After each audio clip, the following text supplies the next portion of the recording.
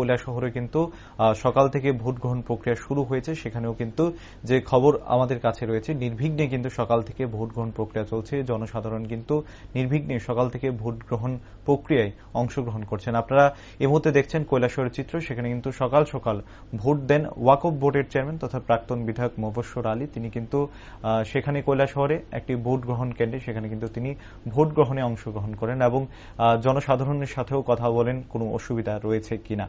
আপনারা দেখছেন যে সকাল সকাল সেই ভোট গ্রহণ কেন্দ্রের চিত্র। সকাল থেকে কিন্তু জনসাধারণ লাইনে ধরে ভোট গ্রহণ প্রক্রিয়ায় অংশগ্রহণ করছেন এবং দীর্ঘ লাইনের মাধ্যমে কিন্তু ভোট দিয়ে জনসাধারণ এই আগামী দিনে যারা আগামী দিনে পঞ্চায়েত পরিচালনা করবে তাদের নির্বাচিত করবেন এবং তার জন্য কিন্তু সকাল থেকে জনসাধারণ লাইনে ধরে ভোট গ্রহণ প্রক্রিয়ায় অংশগ্রহণ করছেন।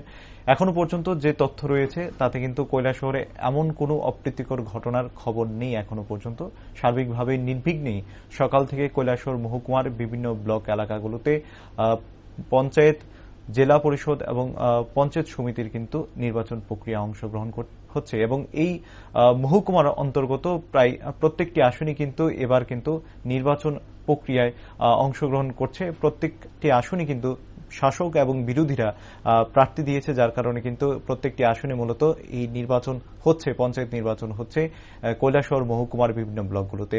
আপনাদেরকে একবার আমরা শোনানোর চেষ্টা করব এই কেন্দ্রে ভোট দেওয়ার পর বর্তমান ওয়াকফ বোর্ডের চেয়ারম্যান তথা প্রাক্তন বিধায়ক মোবাশ্বের আলী কি বলেছেন সংবাদ মাধ্যমের মুখোমুখি শুনুন একবার। নিজেদের ত্রিপুরায় গণতান্ত্রিক পদ্ধতিতে ৩০টা পঞ্চায়েত নির্বাচন হচ্ছে। তো আমরা উৎসবের মাঝে এখানে ভোট সংগঠিত হচ্ছে। আমরা সবাই মিলে মানুষ ভোট দেওয়ার জন্য এসেছেন। আমি ইতিমধ্যে আমার গণতান্ত্রিক অধিকার প্রয়োগ করেছি এবং প্রত্যাশা রাখছি যেখানে ভোট দিয়েছে এটা দীর্ঘ ২৫ বছর যাবৎ কংগ্রেস পরিচালিত পঞ্চায়েত, যে উন্নয়নমূলক কাজ এই এলাকার মধ্যে হওয়ার কথা সেই উন্নয়নমূলক কাজ হয়নি।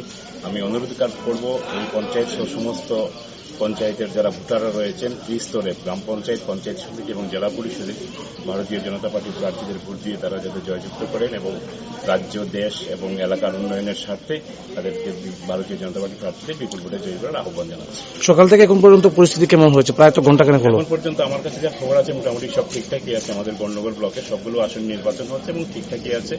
মানুষ প্রস্তুতি নিচ্ছেন উৎসবের মাঝে ভোট দেওয়ার জন্য এবং আমরা আশাবাদী যে এখানে মানুষ উন্নয়নের পক্ষেই ভোট দেবেন। গৌরনগর ব্লক এলাকায় যে 20টি গ্রাম পঞ্চায়েত রয়েছে কেমন আশা করতে পারেন? গৌরনগর ব্লক এলাকার মধ্যে যে 20টি পঞ্চায়েত রয়েছে 2019-এর নির্বাচনে আমরা 9টিতে জিতেছিলাম, কংগ্রেস 10টিতে এবং একটাতে ত্রিশঙ্ক হয়েছিল। এবছর আমরা আশা করছি অন্ততপক্ষে 17টা পঞ্চায়েত, আমরা 17 থেকে 18টা পঞ্চায়েত আমরা পাবো। পুরুষদের পাশাপাশি মহিলাদের ভোটদানে কি বলবেন? মহিলারা বেশি সংখ্যায় মহিলারাই উপস্থিত হচ্ছে। আপনারা দেখতে পাচ্ছেন লাইনের মধ্যে প্রচুর সংখ্যক মহিলারা লাইনের মধ্যে উপস্থিত হচ্ছেন এবং পুরুষ মহিলা সব অংশের মানুষই গ্রাম পঞ্চায়েত নিজেদের গ্রামীণ সরকার তৈরির নির্বাচন। আমার বিশ্বাস যে প্রত্যেকটা মানুষই আসবেন এবং তাদের মতাধিকার প্রয়োগ করবেন, ভোটের অধিকার প্রয়োগ করবেন। আপনি নিজে এই মাত্র বললেন যে এই নূরপুর গ্রাম পঞ্চায়েত 25 বছর ধরে কংগ্রেস দলের অধীনে রয়েছে। মূলত কোন বিষয়গুলি তাগিদে মানুষ বিজেপিকে ভোট দেবে? দেখুন, এখানের মধ্যে সরকারি যে আবাসনগুলো হচ্ছে, প্রধানমন্ত্রী আবাসন যোজনা যেটা PMAY, যেটা তো প্রধানমন্ত্রী আবাস যোজনার ক্ষেত্রে এখানে দেখেছে বিভিন্ন ক্ষেত্রে স্বজন পোষণ যেমন হয়েছে তেমনি এখানে বিভিন্ন জায়গাতে মানুষ অভিযোগ করছেন যে এখানে মানুষের কাছ থেকে কমিশন এগুলো না হচ্ছে। দ্বিতীয় বিষয় যেটা হচ্ছে যে ডেভেলপমেন্ট পঞ্চায়েত দুবার মডেল ভিলেজ হয়েছিল, কিন্তু সেই নিরিখে কোনো মডেল ডেভেলপমেন্ট এই পঞ্চায়েতের মধ্যে হয়নি। তো আমরা এবার প্রতিশ্রুতি দিয়েছি, মানুষকে বলেছি যে আমাদের পঞ্চায়েত যদি হয় 25 বছর দেখেছেন, 5 বছরের জন্য পঞ্চায়েত দেখুন আপনারা। আমরা এখানের মধ্যে আমরা 25 বছরের চাই যদি 5 বছরের বেশি ডেভেলপমেন্ট কাজ না করতে পারতে পরের নির্বাচনে ওরা পাল্টে দিতে পারবেন। এই অধিকার তো গণতান্ত্রিক পদ্ধতিতে আপনাদের রয়েছে। এই কথাগুলো আমরা বলছি। আমরা বলছি প্রত্যেকটা একাধিক বাড়ির যে রাস্তাগুলো রয়েছে প্রত্যেকটা বাড়ির রাস্তা আমরা CC রোড করে দেবো, ড্রেনেজ সিস্টেম ডেভেলপমেন্ট করা এবং সার্বিকভাবে মানুষের যে অধিকার সেগুলো মানুষের কাছে পৌঁছে দেওয়ার গ্যারান্টি আমরা তৈরি করব।